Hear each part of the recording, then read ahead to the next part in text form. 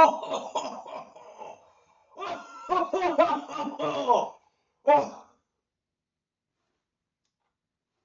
hello there. Oh, I didn't see you come in. I was just, enjoying a fine glass of white wine and laughing to myself, as all aristocratic people do.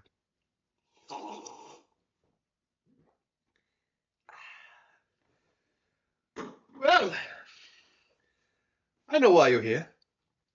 You're here for a story. Well, what kind of host would I be if I didn't give you one? Thankfully, I have one from my lovely notebook right here. You're in for a real treat. Tonight's story is called Crazy Frog, but Hitler. An original made by myself during my college years. Settle down, grab a drink, and let us begin. I was only 17 in the city of that Axel F music video from 2009. I looked outside my window to see Crazy Frog, but something was off. He had no pants on! XD! I laughed to myself as I watched an evil red robot chase him. I got so scared because the color red reminds me of the Hindenburg disaster. Oh, God, that was so fucked up! Oh, God, the horror! It ruined the already failing commercial Zeppelin industry. It would have been so cool to fly in one, methinks to myself. But I humbly digress. See, remembering everything had taken a toll on me, so I had to sit down. In my chair, I sighed bigly and looked at my flip phone because it is 2009, and I looked at a funny text. My real and hot girlfriend. She is so real, stop doubting me. The text read, LMAO, what if Cat ate epic bacon? I laughed so hard I couldn't breathe.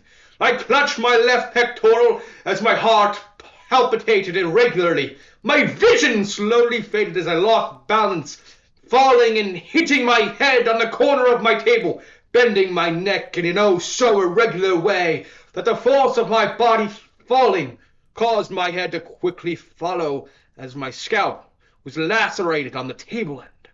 My skull fractured and internally bleeding. Pain signals shot through my mind as my last moments of vision were spent to look at my phone. My girlfriend had texted me just one last time. I was once a 16-year girl. This 30-year-old guy tries to hit on me, and I say no, and he brutally murders me, it said. My last conscious thought was that of confusion.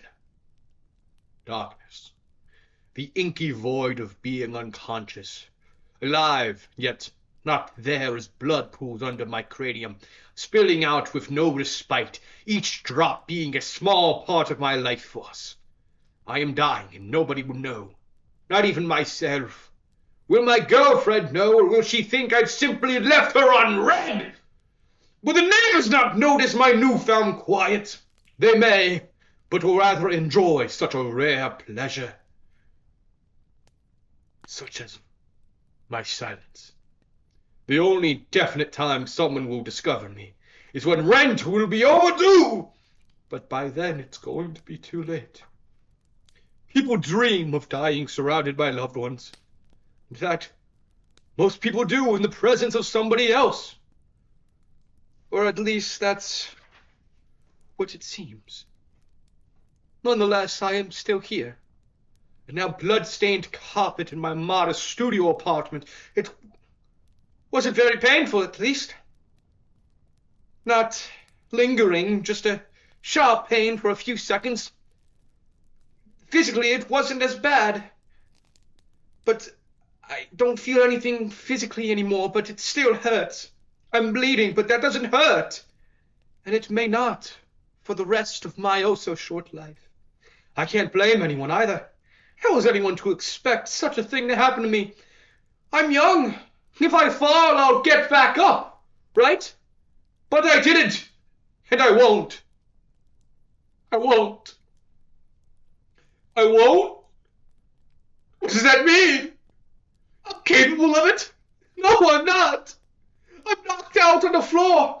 My apartment, but my eyes aren't closed. I can now see the strands of shag on the carpet. I'm awake. I can't feel my body, though. I can't move, not a muscle. Not even my eyes may obey my command to be shut.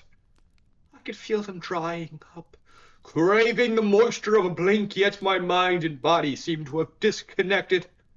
Or maybe my brain is giving me solace, a way to see my life die. But I see a pair of grey feet enter my cone of vision, and then it goes black again. I wake up in a hospital bed. The beam of heart monitors and air ventilators overwhelming my hearing. A man walks up to me, poorly due to a limp. He's holding a cane to support him. Well, it seems you got lucky. If it weren't for your friend here, you'd be dead. What friend? I ask, confused, as I have no friends. Only my girlfriend. Who's so cute and so real. A grey, deformed figure entered my room. But I knew that smile! It was Crazy Frog! But something was off. He looked like Hitler.